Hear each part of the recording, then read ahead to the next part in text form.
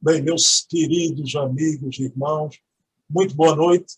Estamos aqui em mais um Portfólio Fontes Primárias, todo domingo, sempre às 19 horas, que é o programa onde a gente apresenta as fontes primárias, sempre na companhia do meu querido amigo, grande pesquisador do ACOL, o Museu Allan Kardec Online, Adair Ribeiro. Mas aconteceu algo nesse mês de dezembro. As duas últimas apresentações, o Adair aqui foi um mero coadjuvante. Ele trouxe a Luciana Farias, fez a apresentação. E o que é que aconteceu? Aí, Adair precisou viajar nesse período de dezembro, pegando as festas, e eu combinei com a Adair de trazer alguém aqui, só que meu querido Adair Ribeiro, mesmo distante, continua sendo um coadjuvante, vai ficar assistindo aí nos bastidores o querido Charles Kemp, que é um amigo do peito de Adair, do pessoal da pesquisa todo, E o Charles Kemp, na noite de hoje, vai trazer aqui algo sobre o local de nascimento de Allan Kardec e sobre essa personalidade que o movimento espírita desconhecia, a avó de Kardec, a avó de Rivaio, Então, coisas que eu tenho certeza, muita gente vai ver por primeira vez, embora não é um material inédito, o Charles sempre apresenta em lives importantíssimas esse material, mas aqui é a primeira vez, Charles, tudo bom, Charles? Como vai? Olá, Bruno, boa noite. Eu vou bem, obrigado. Me retiraram o gesso aqui que tinha, depois de uma queda infeliz, mas são as coisas, as provas da vida com as quais a gente aprende, E eu estou feliz porque com essa mão, embora não ainda fiz fisioterapia completa, já consigo mexer o mouse e digitar no teclado com os 10 dedos, Então, depois dessas provas, a gente vai bem, Essa semana também, o cirurgião me liberou para viajar para a Espanha, onde estarei nesse período, porque tem lá um congresso Consciência, E apesar dessas discussões, dessa nova variante de Omicron e tudo mais, até agora a tendência tanto do governo francês como do governo espanhol é o quê? Reforçar os cuidados, as medidas, máscaras e tudo mais, que é a coisa que a gente já está acostumado já há quase 2 anos, mas não estão querendo bloquear as viagens, porque já viram que, os espanhóis viajam na Espanha, os franceses na França, e o vírus, de qualquer maneira, ele atravessa as fronteiras, não tem como evitar, Então, eu também tive a felicidade de já ter a terceira injeção aí, dessa dose da vacina, que não cabe ainda para esse novo variante, mas pelo menos a variante que está dando problemas agora, que é a anterior, essa, em princípio, estou protegido e também estou protegendo os outros, porque se passar por mim, vai ser combatida mais rapidamente pelo corpo, Então, estamos aqui muito felizes. O Adair é um irmão muito querido também, que eu tive essa felicidade de encontrar em abril de 2019, Eu já conhecia ele antes, desde 2018, e foi em 2019 que pude me encontrar com ele lá no CEDOR, em São Paulo, mas a gente já estava em contato e a gente continua em contato, permanente, nesse trabalho virtual, colaborativo, de pesquisa, que já são tantos elementos, tantos documentos, acho que talvez a gente explorou 10, 15, 20% dos documentos, no máximo, e 80% ainda está para ser transcrito, traduzido, analisado, contextualizado. Então, isso não dá para uma pessoa só, somente realmente um trabalho de equipe, de Adair, Luciane Farias, o pessoal lá do CEDOR, o pessoal da Universidade de Juiz de Fora,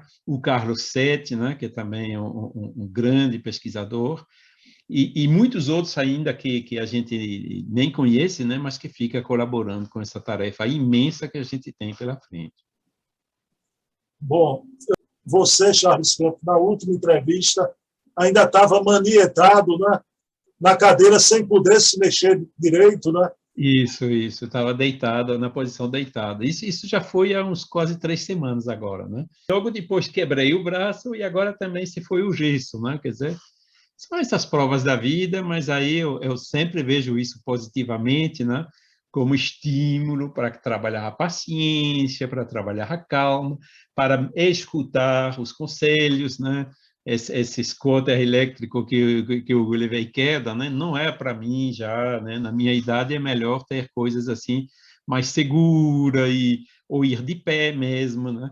Ou seja, é assim que a gente progride, né? Tomando sempre essas provas de maneira positiva. Mas, Charles, mesmo manietado ali, com dificuldade do movimento, já saiu entrevista maravilhosa daquela, né? E a gente estava com uma entrevista agendada sobre Leon Denis. Aí a gente deixou ela um pouquinho mais para frente e Charles está aqui no Fontes Primárias, né? Vai trazer aqui documentos importantíssimos. Charles, eu disse brincando para a Luciana, viu? Passei o comando a ela para a jangada nordestina, né? Uhum. E que ela dirigisse a jangada, né? Com você, eu não sei como é que eu faço, né? Pode ser a jangada mesmo, né? Porque lá no Recife, né? Você lembra? A gente pega aquelas jangadas lá em Boa Viagem, né? E aquele momento crítico, né? Quando atravessa os recifes, é coisa bem interessante de lá, o né? Charles Kemp morou em Boa Viagem aqui no Recife, Isso. com o mar bem na frente, né, Charles? Frente ao mar, tinha né? areia, tinha coqueiros, né? Eu me esqueço, a gente fica falando em Kardec, e você sendo francês, eu fico pensando em Paris. Charles Kemp é adotado aqui, é pernambucano da gema. Isso mesmo. Charles, querido, por favor, o comando é seu, tá bom? Ok, eu vou dividir a tela, me avise se dá para ver direito.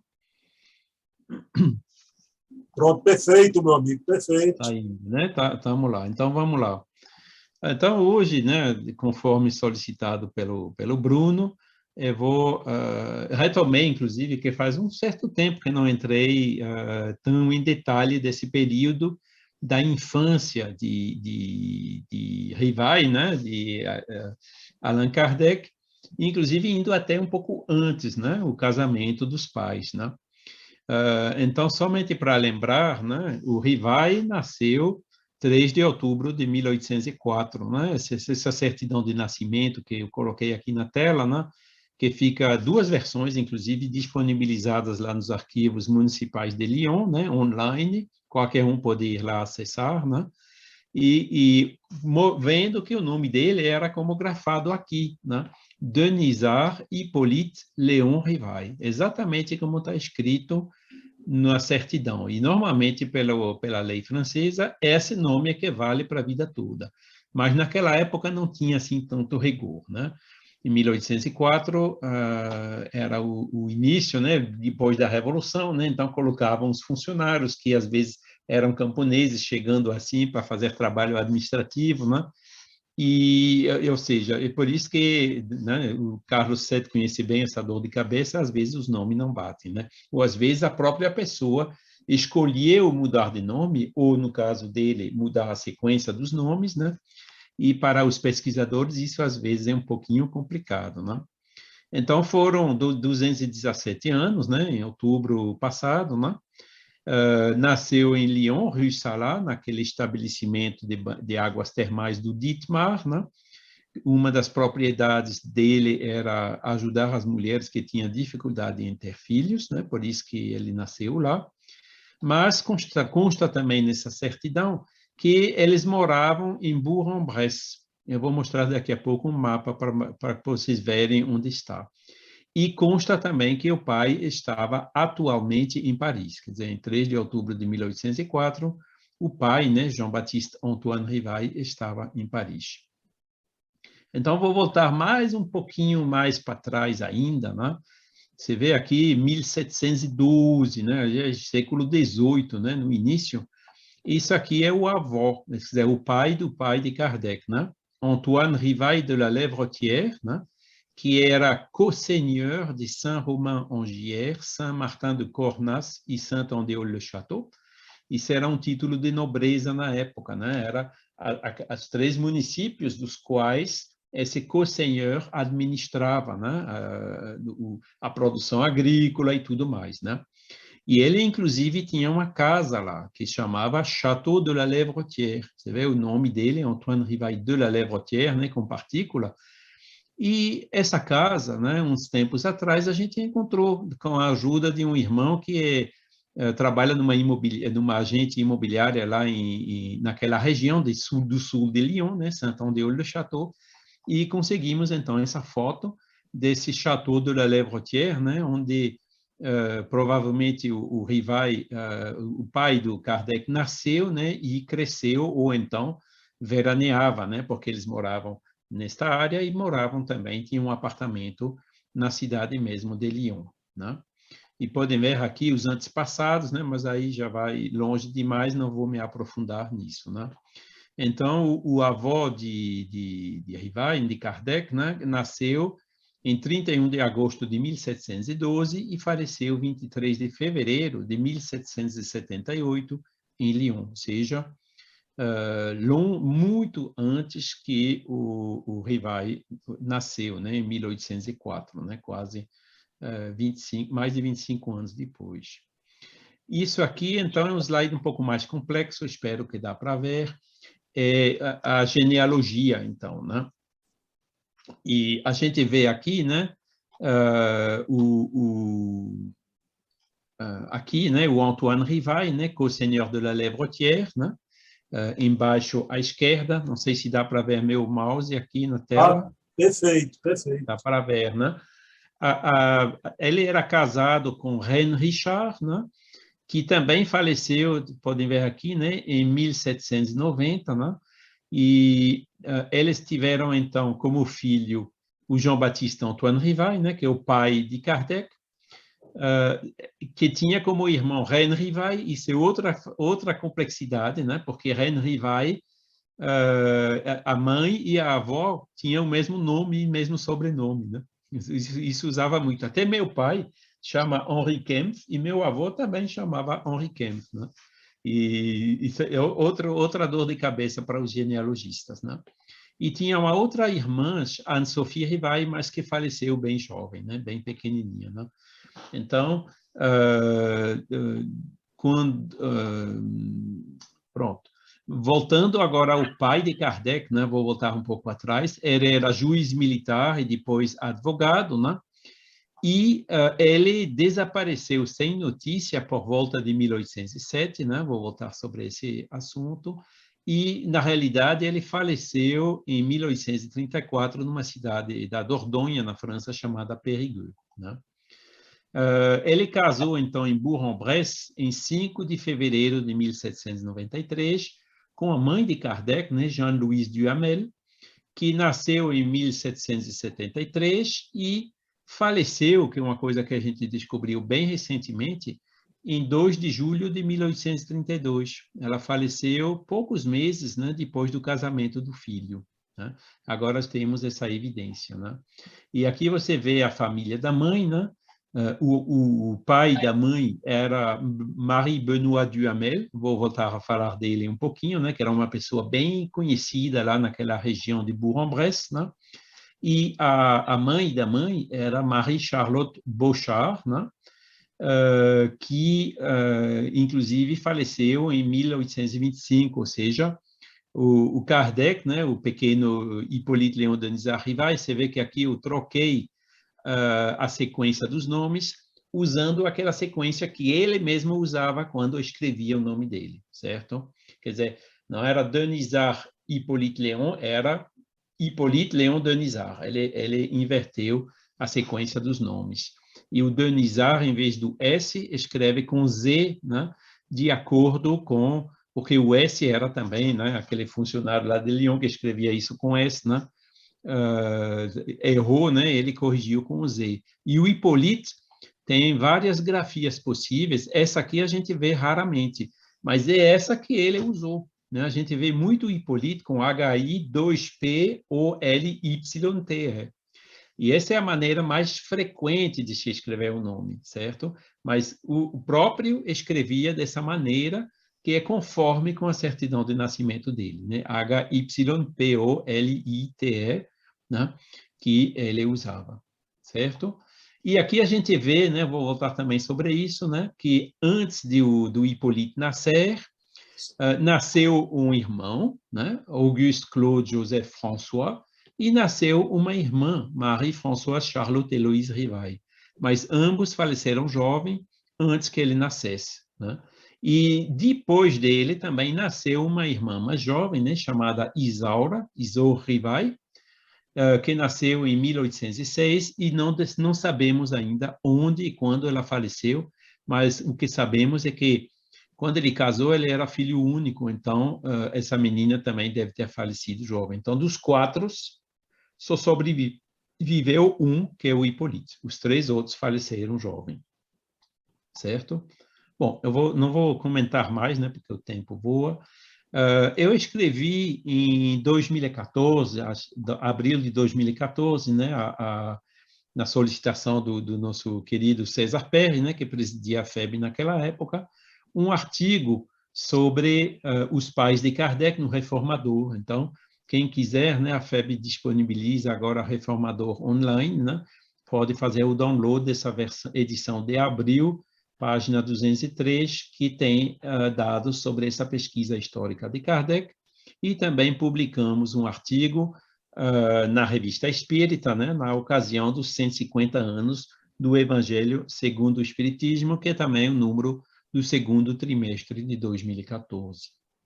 Continuando, agora voltando atrás, né, a gente viu o avô, né, que todos faleceram, né, e do pai, né, e o pai, então, já órfão, né, de pai e de mãe, né, mas adulto, claro, né, ele se casou, então, em 5 de fevereiro de 1793 com a mãe de Kardec, né, e esse casamento aconteceu em Bourg-en-Bresse, né, e temos também nos arquivos lá, né, os documentos originais com todo o detalhe desse casamento, inclusive quem foi que participou, o nome dos pais e os testemunhos, né?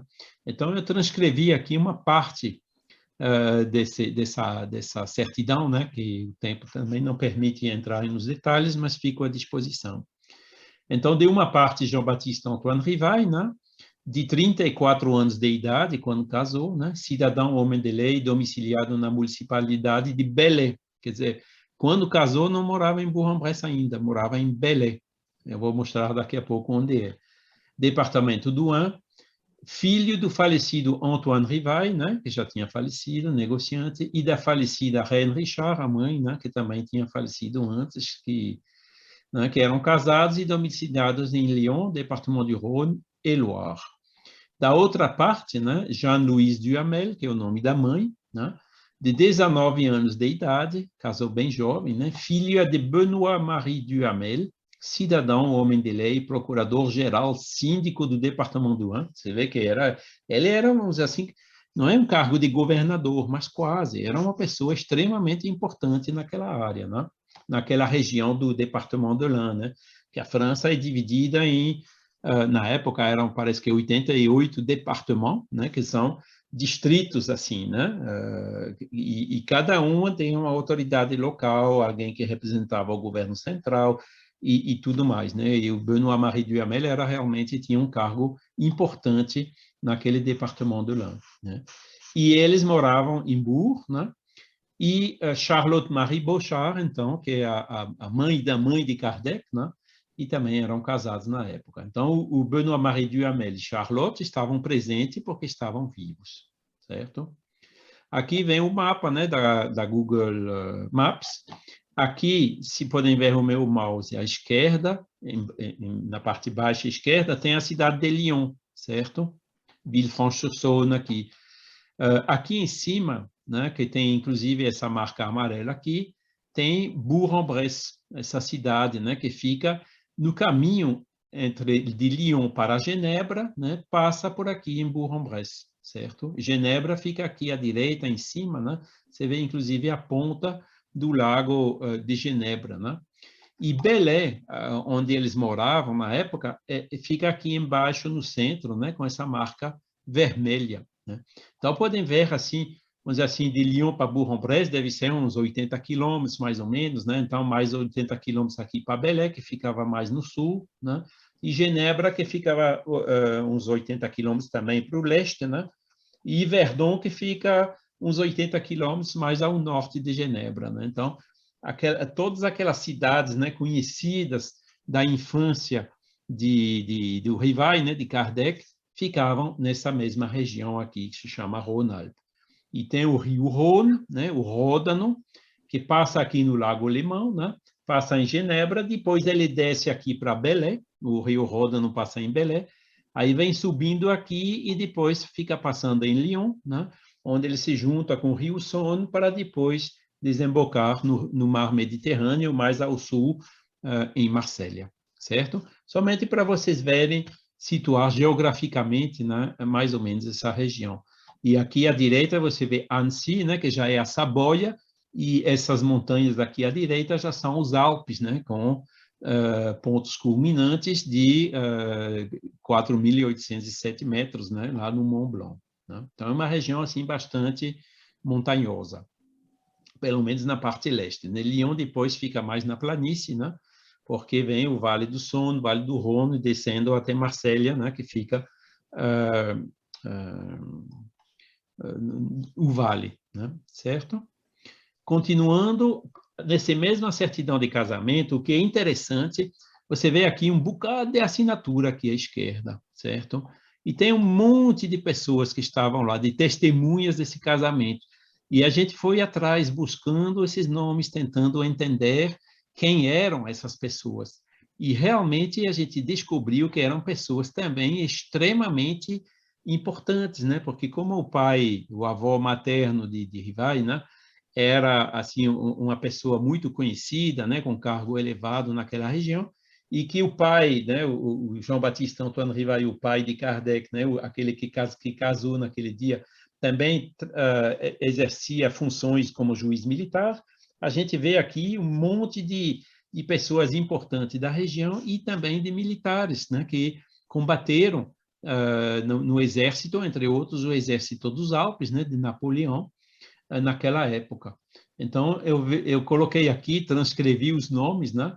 Os referidos futuros cônjuges estavam acompanhados de Claude Joseph Duhamel, né, que era procurador judicial, tio da futura noiva, né, que era um irmão do Benoît-Marie, né, de Jean-Antoine Rostand, comissário das guerras, de Henri Fulques d'Oraison, marechal do campo, né, que era no exército de Napoleão, de François Duparc, engenheiro, Thomas Sandoz, tenente-coronel do comandando a Legião dos Alpes, né, de François Brunel, capitão de gendarmerie, né, que é a polícia, vamos dizer assim, local, né, polícia militar, do primogênito Claude-Marie Favier, juiz do Tribunal do Distrito, de Joseph-François Enjolras, pai, jurista, de Claude-François Enjolras Filho, comissário nacional, de Claude Arletine Besson, administrador do departamento, de Jean-Louis Baledier, também administrador do departamento, todos testemunhas maiores de idades residentes na dita cidade de Bourg-en-Bresse. Ou seja,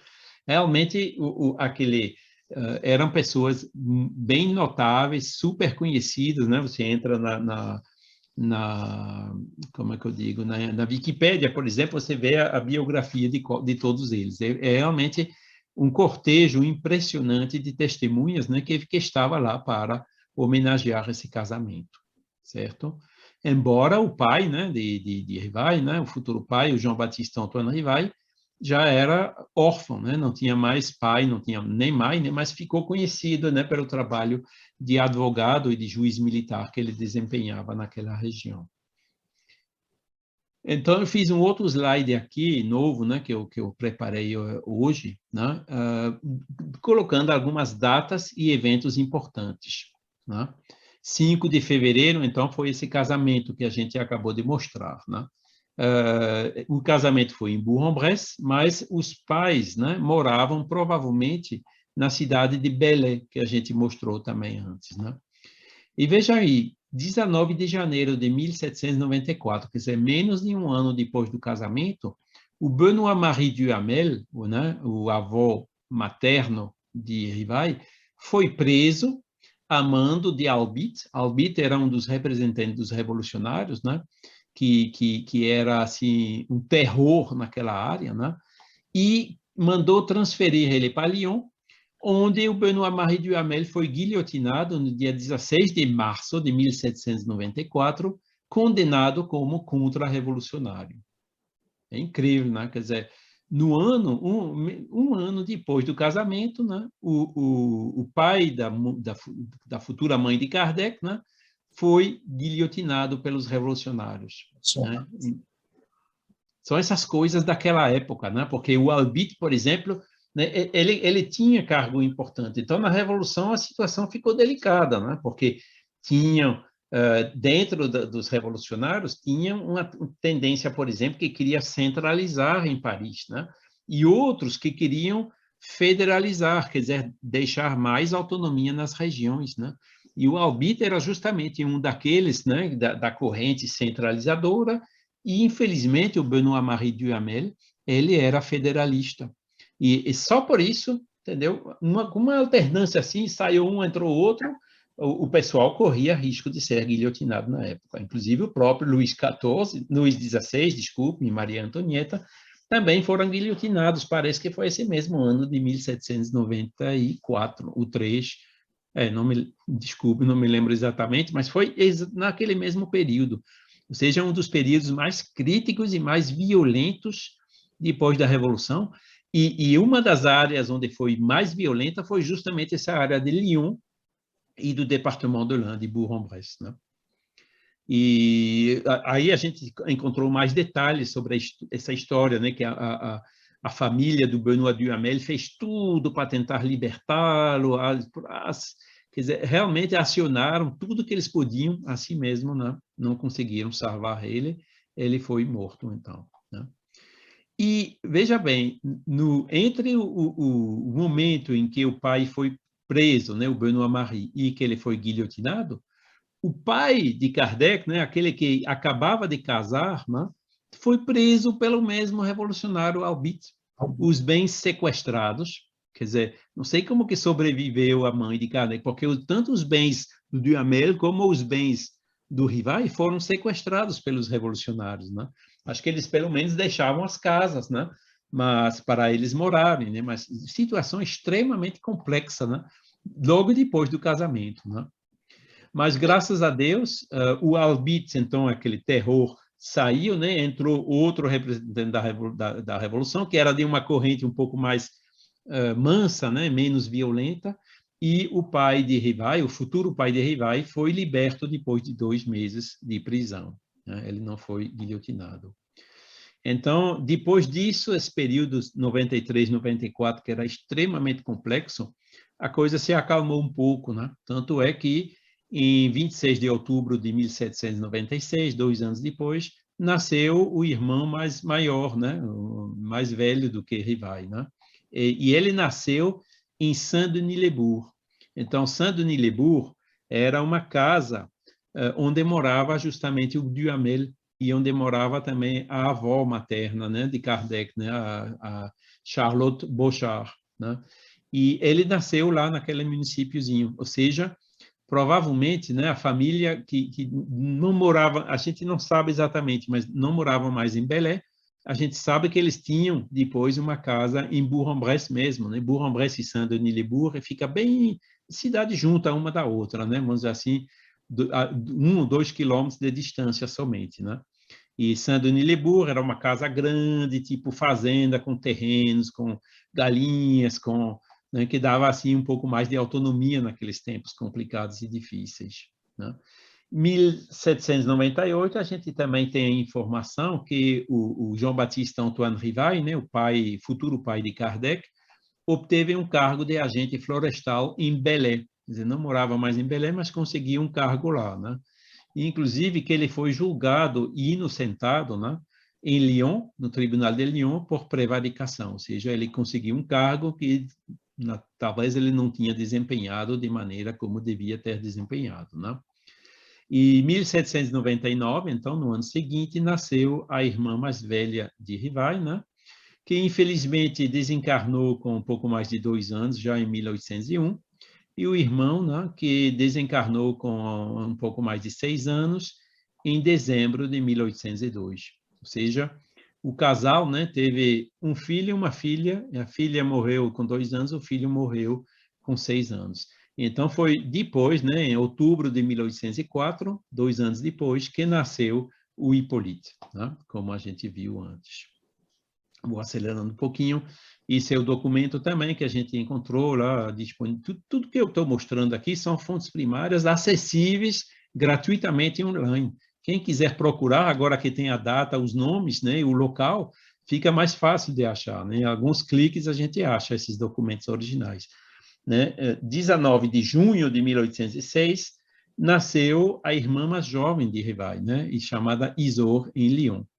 É interessante nesse documento é que a gente vê, né, que o Jean-Baptiste Antoine Rivai, né, homem de lei, morava em Belvès, département de la Dordogne. Aí Dordogne, Lyon eu mostrei, né? Fica na parte centro-oeste, centro-leste da França, e a Dordogne fica no oeste, um pouco mais no sul, no oeste da França, né? E aí, que danada é que ele estava morando e fazendo lá, né? Será que se mudou com a família toda ou não? São as coisas que a gente ainda pesquisa, né? Que essa cidade de Belvès, estamos procurando ainda o que ele fez lá. A gente sabe que ele foi advogado. Depois a gente descobriu mais coisas, mas eu vou mostrar no slide seguinte, né? Mas aí a gente tem, então, essa informação importante, né? Que o pai já não morava mais naquela região de Bourg-en-Bresse, né? Morava na Dordogne, ok? E, inclusive, aqui a gente vê, foi assistido pelo mesmo doutor Rodamel, que é aquele doutor que também assistiu a mãe, né, no parto do Hippolyte. Ok? E você vê, inclusive, aqui a assinatura desse Rodamel. Né? Continuando agora, a respeito do pai, também um assunto importante aqui. Vários documentos, aqui eu estou mostrando só um, mas temos 3 outros documentos que mostram, inclusive de notoriedade emitido por um juiz, né, que ele desapareceu por volta de 1807, né, né, provavelmente morto na Espanha. É o que consta nesse documento aqui, né, présumé décédé en Espagne. Quer dizer, desapareceu, sumiu o pai. Né? E como ele era juiz militar, trabalhava no exército, que naquela época tinha a guerra de Portugal, primeiro, né? que desencadeou a independência do Brasil, como vocês sabem, né? Vê como as coisas estão ligadas. Né? E logo depois houve a guerra da Espanha, é possível que ele tenha, quer dizer, ele usou esse fato, né, para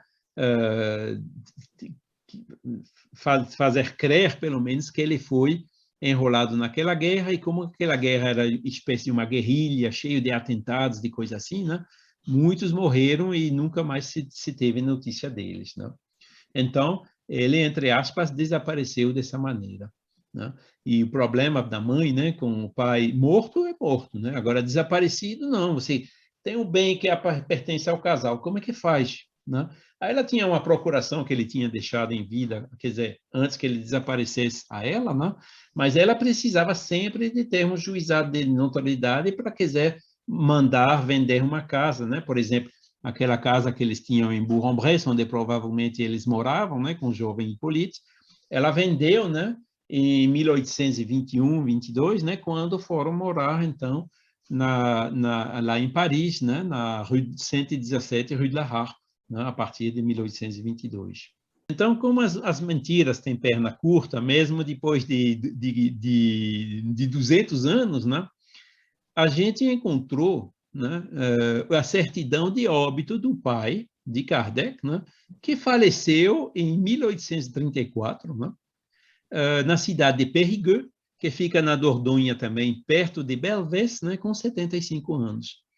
Então, em 1807, né, ele se fez passar por desaparecido, né, mas na realidade não. E aí, quando a gente analisa essa certidão de óbito, né? Que também agora, tendo a cidade, Périgueux e a data e o nome, fica muito fácil encontrar, né?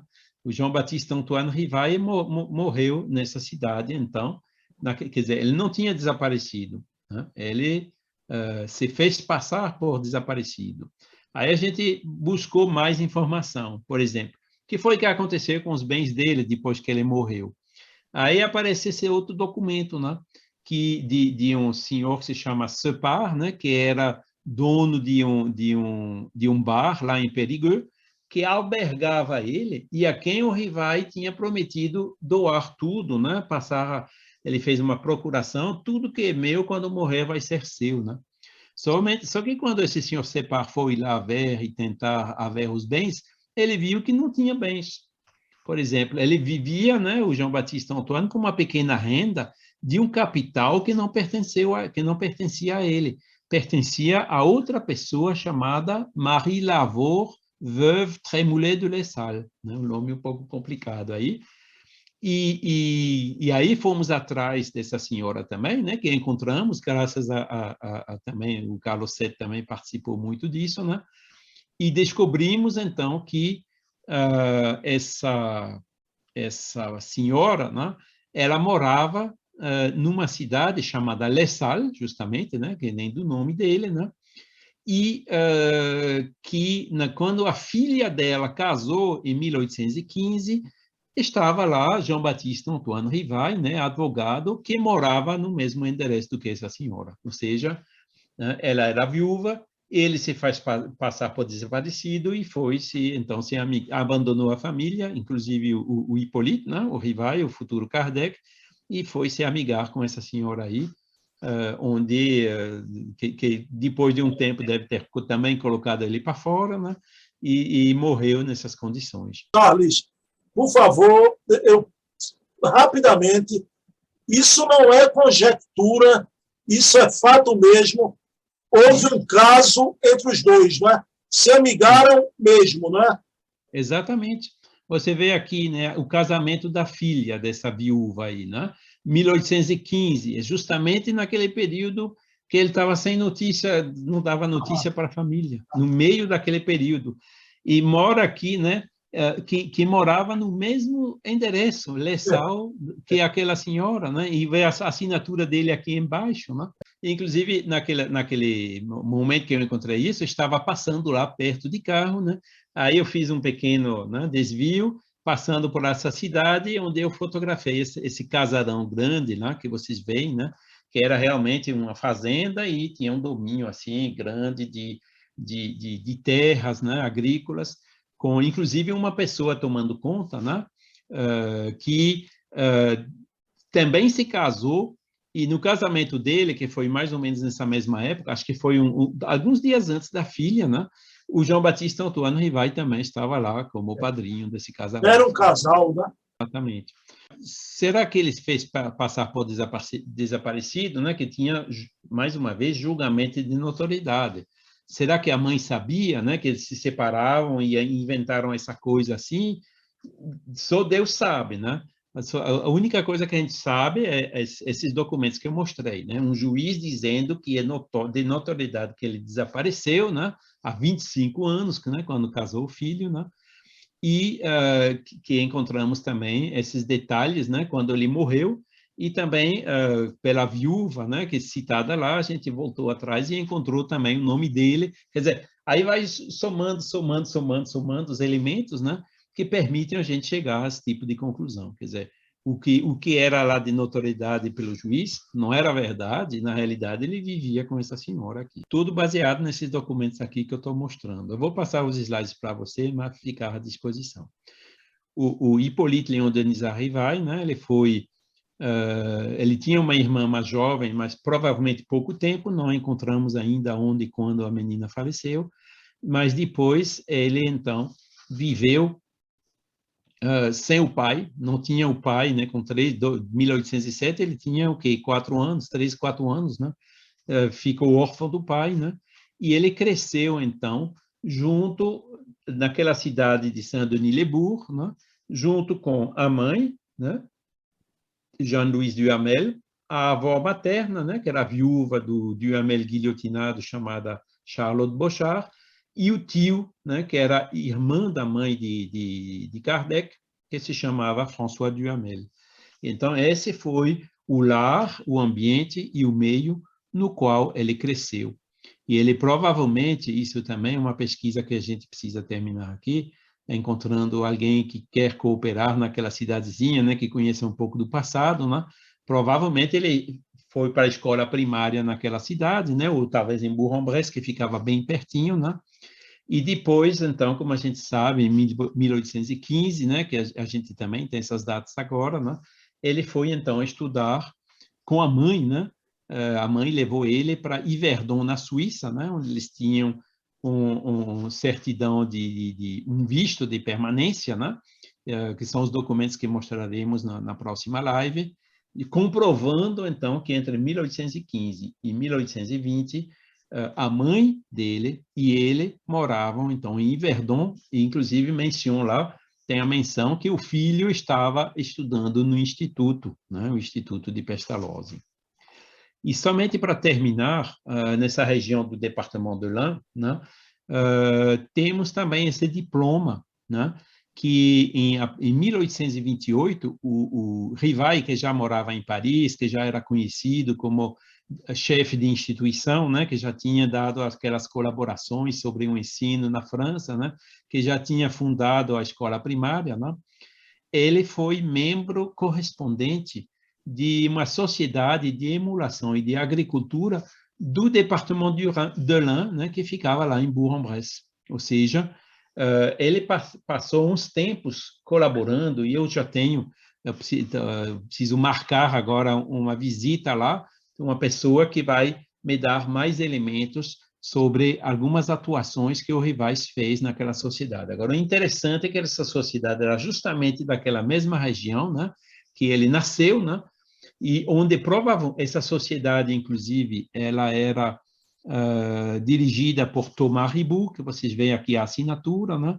Esse símbolo aqui embaixo, não sou um grande especialista, mas o Thomas Ribot era conhecido como um membro bem famoso da maçonaria, né?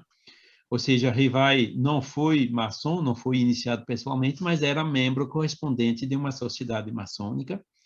E muito provavelmente, como esse Ribot era alguém que estava em Lyon, que veio para Bourg-en-Bresse mais ou menos no mesmo período do que o pai, né, de Rivail, é provável que o pai do Rivail também tenha sido maçom. Isso são as pistas que ainda estamos pesquisando, né, para completar esses elementos que acabei, então, de apresentar para vocês. Então, era isso que eu queria comentar, Bruno. Eu fico aqui à disposição para qualquer pergunta que vocês tiverem. Bom, meu querido amigo, que revelação para muita gente, né? Você trouxe aqui, eu tenho, Charles, 3 pontos para abordar com você. E, na minha cronologia aqui, eu quero deixar a coisa do terror, do avô guilhotinado, do pai preso, para o fim. Né? Charles, veja bem, quando eu lhe perguntei, e você apresentou os documentos, né? Se era conjectura ou era fato, aquilo ali. Não, toda a cena, a gente está na cena, né, Charles? Ele com a senhora viúva, ele afinando, ele em outro casório, né? Mas o que eu queria, e sem tocar ainda no que eu vou tocar no terror, era uma família que viveu traumas profundos, né? Profundos, Charles Kent, né? Então, eu queria primeiro me perguntar sobre Bourg-en-Bresse, né? A gente, aquela tradição lendária do Canuto ainda, né? Mas, afinal de contas, o Rivail nasceu em Lyon.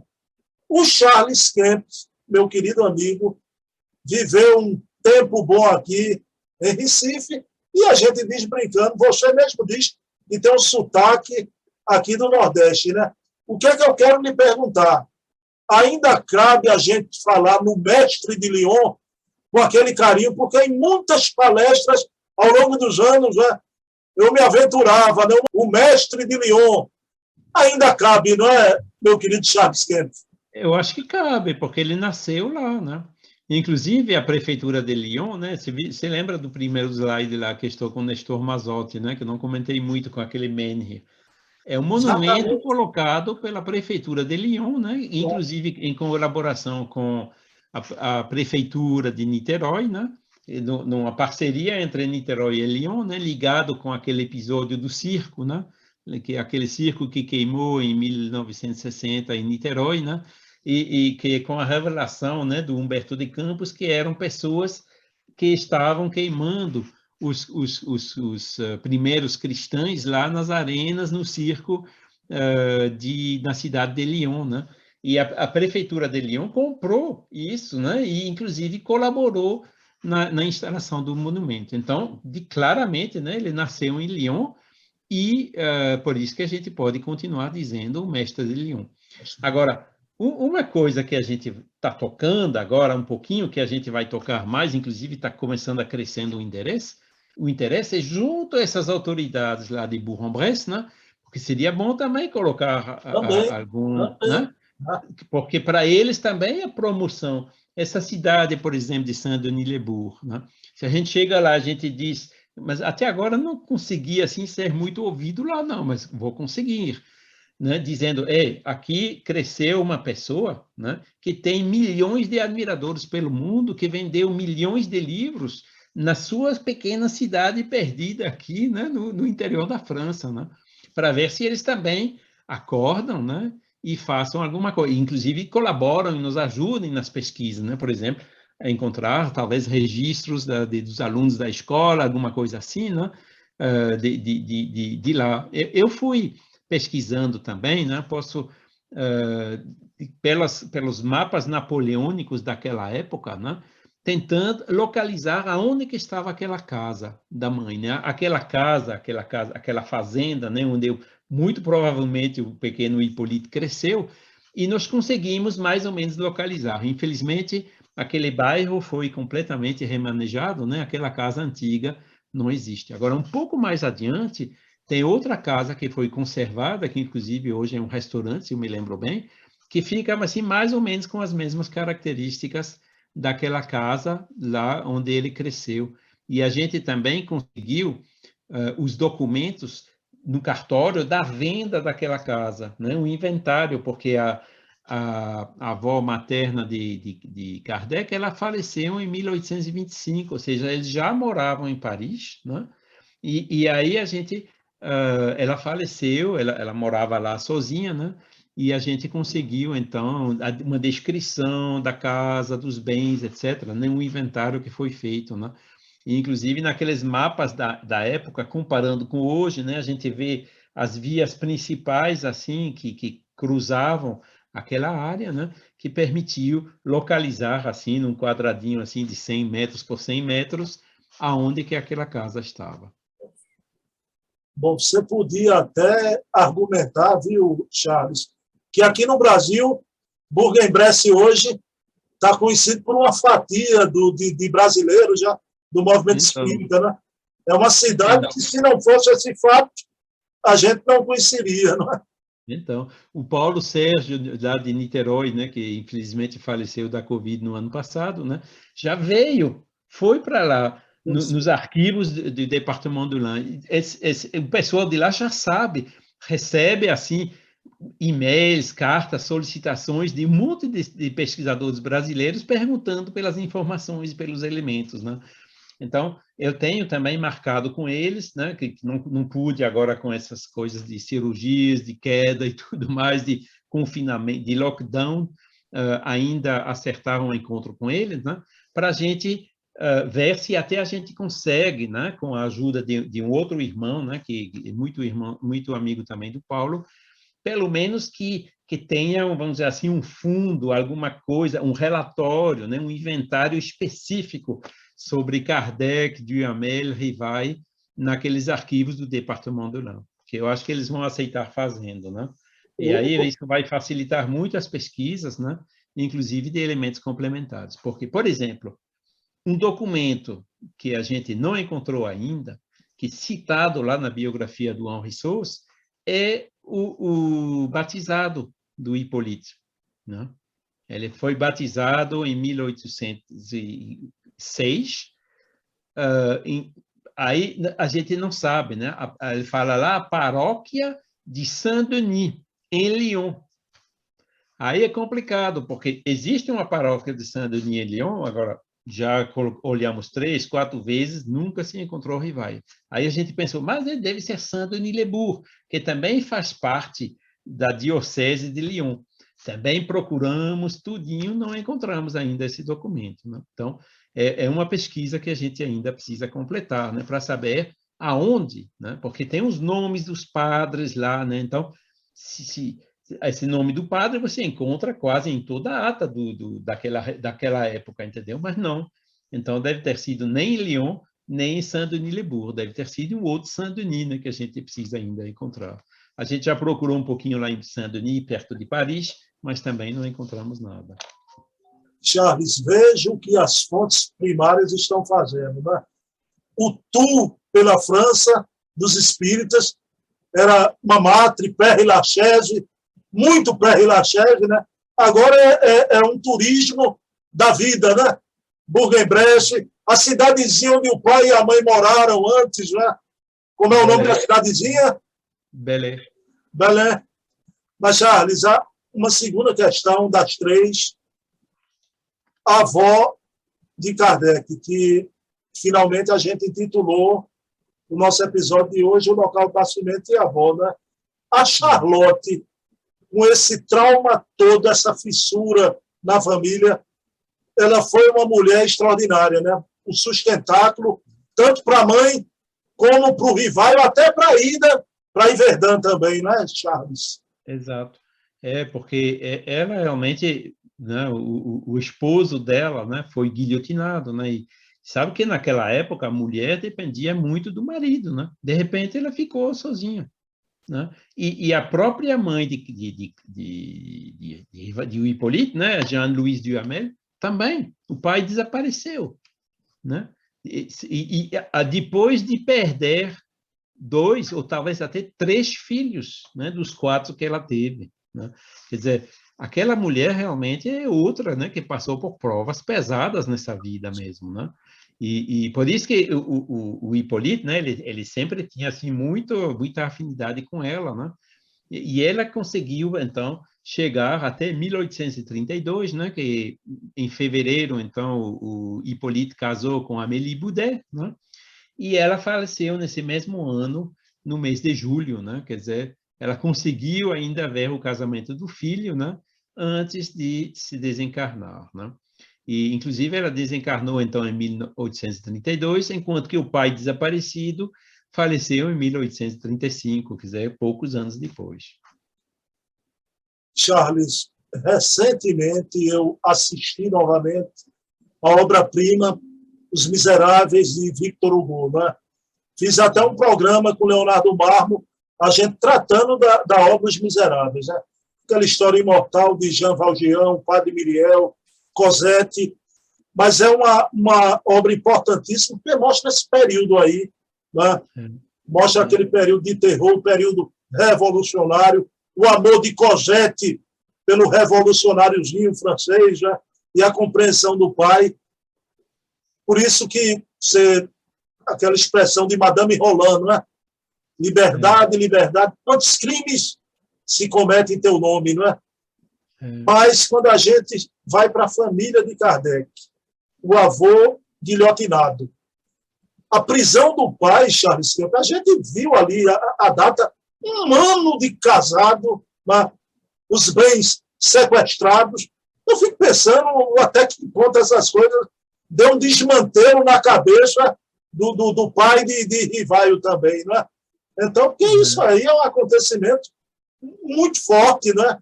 Mas a pergunta, dando voo aqui à minha imaginação, Charles Kemp, um histórico desse na família, de tanta dor, de tanto sofrimento, claro, o menino Rivaio cresceu, tomou conhecimento desses fatos. Eu tenho a impressão que ele devia ter um amor por essa mãe, por essa avó, extremado, não é? Extremado. Será se isso foi um componente também, não decisivo, não maior, mas também foi um componente para essa abertura do professor Rivaio para as coisas da espiritualidade, Charles Kemp. Eu acho que foi, né? Porque perder assim 13 irmãos e irmãs, né? O pai que desaparece. Também a pequena Luiz, né? Que a gente talvez vai tratar também nesse dia, né? Essa filha adotiva que também faleceu jovem, né?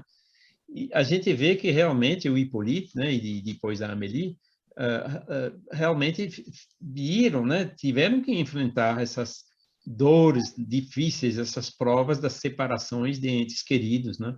Então, isso com certeza, né? A gente sente até, quando a gente vê as perguntas que o Rivai faz no Livro dos Espíritos, né? Mas será que poderia, que a espírito da minha mãe poderia se comunicar comigo? Né? Os espíritos respondendo, claro que ela poderia, né? E infelizmente, isso ainda falta, né? A gente precisa ir atrás disso aí com a Adair e tudo, né? Uma comunicação da mãe, né, de Kardec para Kardec, né, ou talvez do pai. Até agora a gente não encontrou nada, né? Mas provavelmente, né, da maneira que ele fala nos livros, sem entrar nos detalhes assim, a gente sente essa preocupação dele, né? Buscar esse aspecto consolador da doutrina espírita, né, que consolou a ele, né? Que ele encontrou as respostas nessas provas difíceis que ele passou na vida dele. Inclusive, a gente vê Rivai, né, que tinha um pai não muito sério. O tio dele também não era sério, né? Arruinou a família, teve que vender um instituto lá na Rue do Sèvres, né? Que ele era viciado em jogo, né? Quer dizer, né, que tinha poucas pessoas familiares, né? E ainda entre essas, outros ainda para, vamos dizer assim, complicar as coisas, né? Para não dizer atrapalhar, são essas situações difíceis, né? Na juventude, desses entes, né, que depois tiveram que cumprir essa missão. Leon Denis foi a mesma coisa, tinha uma infância complicada, Leon Denis, né, interrompendo os estudos, etc. Né? Mas isso eu acho que também reforçou eles como personalidade, né, passando por essas provas de fogo, né, que fizeram que eles ficassem mais sólidos ainda, né, e cumprissem melhor ainda as missões que era a deles. Charles, sobre Leon Denis é uma conversa em outra esquina, mais na frente. Porque o Leon Denis, eu ia dizer isso, Charles, o Leon Denis também tinha um amor lindo pelaquela mãe dele, né?